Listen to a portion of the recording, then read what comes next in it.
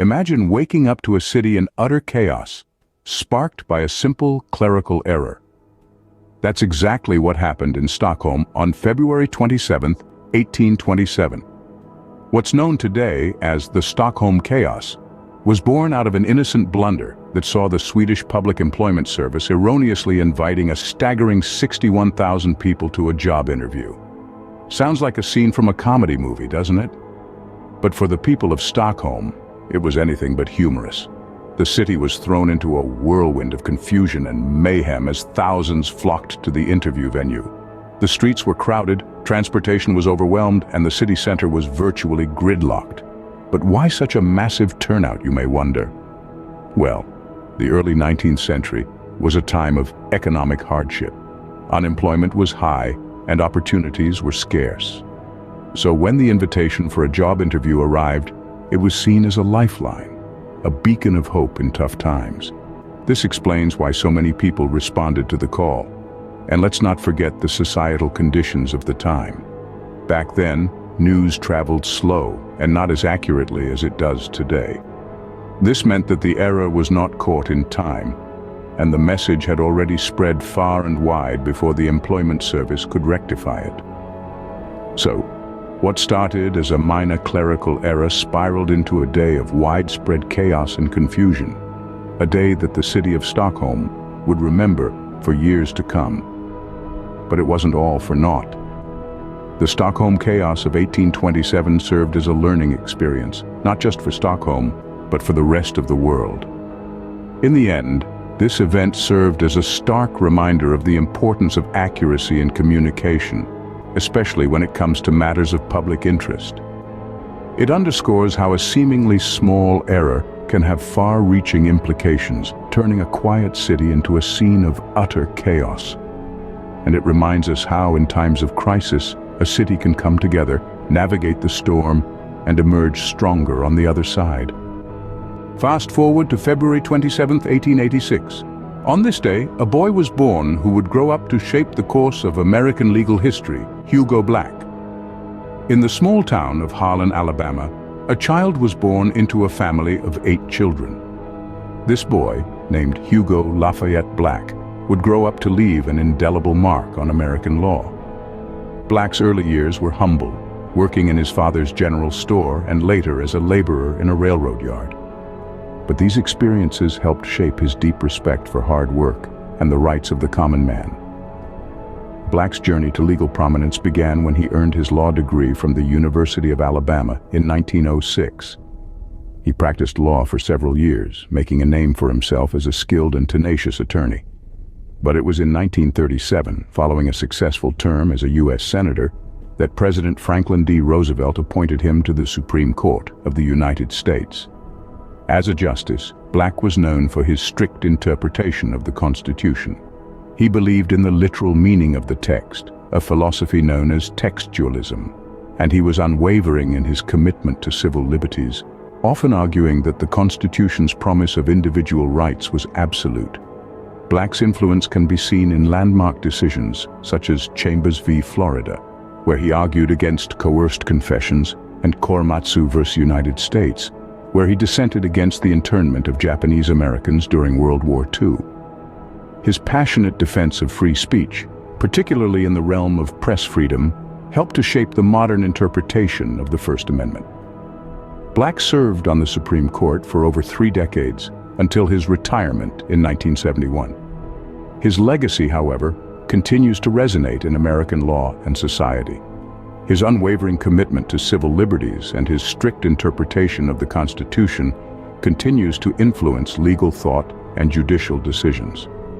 Hugo Black's influence on American law and society still resonates today, underscoring the lasting impact one person can have on the course of history. Switching gears to the world of music, February 27, 1970 marked the release of one of the Beatles' most iconic songs, Let It Be.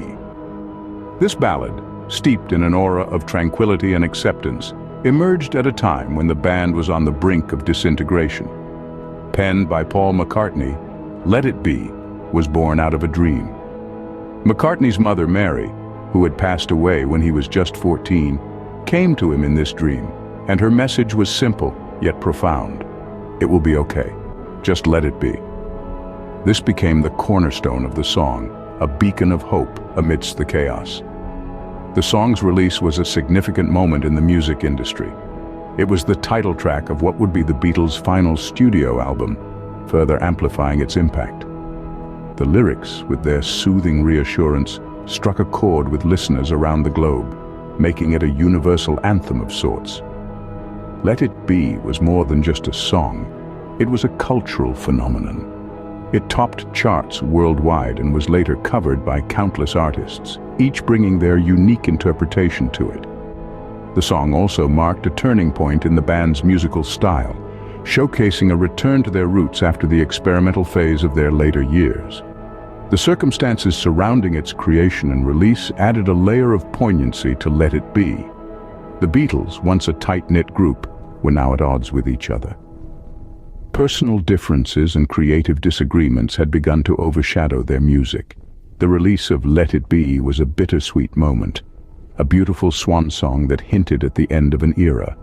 Despite the turmoil within the band, Let It Be continues to resonate with audiences worldwide, serving as a testament to the Beatles' enduring legacy.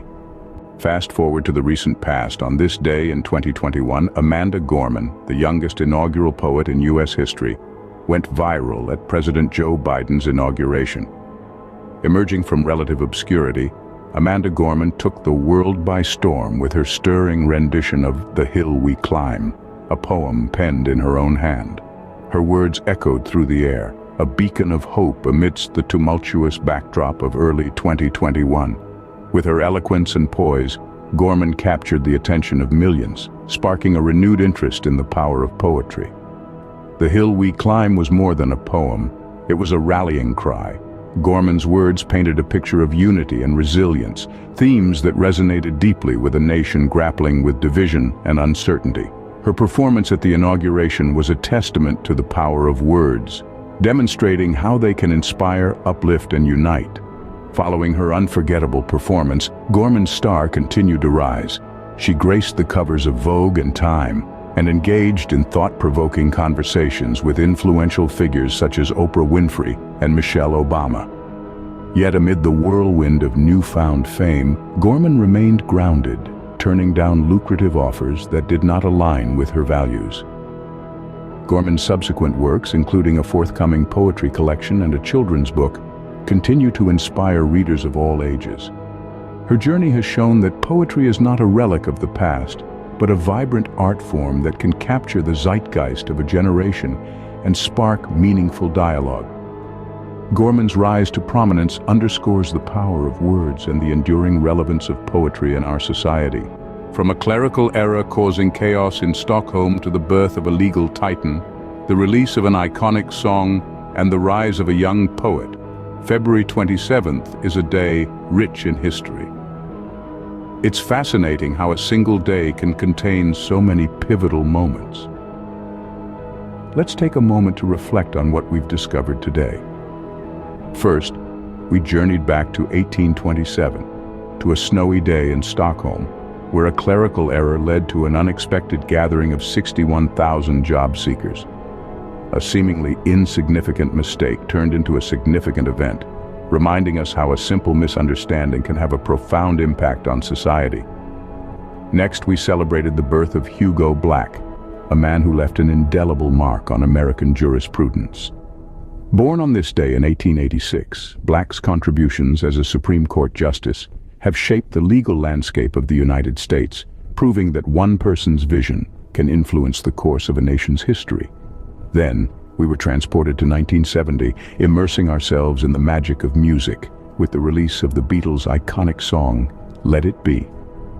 This timeless anthem of hope and resilience has touched countless hearts worldwide, demonstrating the immense power of art to connect and inspire.